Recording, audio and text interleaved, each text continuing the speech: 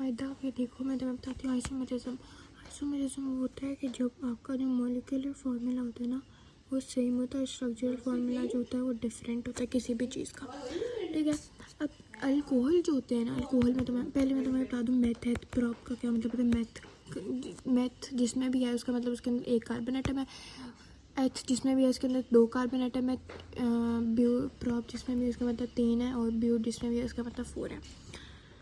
अब अल्कोहल का जो जनरल फार्मूला है ना वो ये है, ठीक है।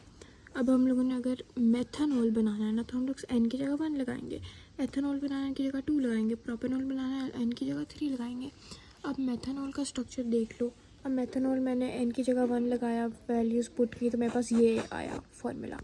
अब इसको मैंने कैसे बनाना है, पहले मैं कार्बन बनाऊंगी, फिर मैं हाइड्रोजन बनाऊंगी, और फिर उसके बाद मैं एक के साथ ऑक्सीजन और ऑक्सीजन के साथ हाइड्रोजन। ऑक्सीजन 2 बॉन्ड्स बनाते हैं, एक कार्बन के साथ बनाएगा, एक इसके साथ बनाएगा।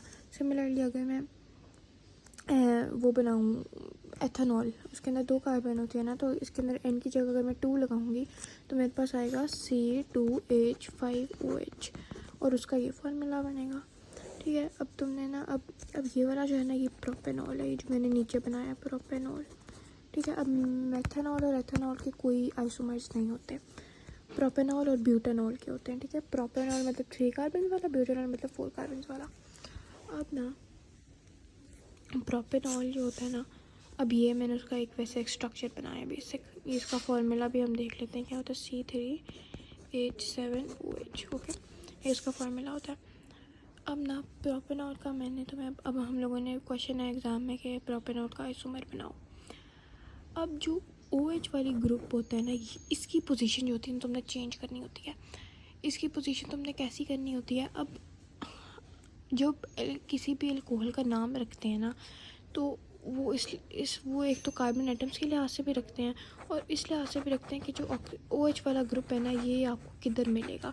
अब लेट्स से मैं तुम्हें अभी बात कैसे समझाऊँ,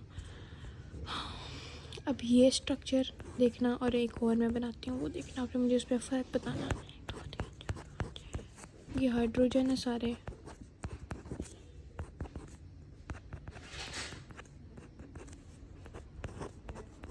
तो मुझे बताओ इस स्ट्रक्चर में और इस स्ट्रक्चर में क्या फ़र्क है। क्या मैं कह सकती हूँ कि ये स्ट्रक्चर इसका आइसोमर है? सोच के बताओ। नहीं, मैं नहीं कह सकती, क्योंकि इसी फार्मूला को अगर मैं फ्लिप कर दूँ तो ये फार्मूला बन जाएगा, ठीक है। और इस अल्कोहल का नाम भी प्रोपेनॉल है, ठीक है। अब अगर मुझे इसका आइसोमर बनाना होगा ना तो मुझे जो OH वाला ग्रुप है ना ये इस दरमियान वाले कार्बन के साथ अटैच करना होगा। मैं कैसे करूँगी अब तुम देखना। पहले मैंने बना लेनी है 3 कार्बन, ठीक है, मेन 3 कार्बन हो गए। अब मैं चाहती हूँ कि OH वाला ग्रुप जो है ना वो बीच वाले कार्बन के साथ लगे, तो मैं बीच वाले कार्बन के साथ O और H यूँ लगा दूँगी, ओके।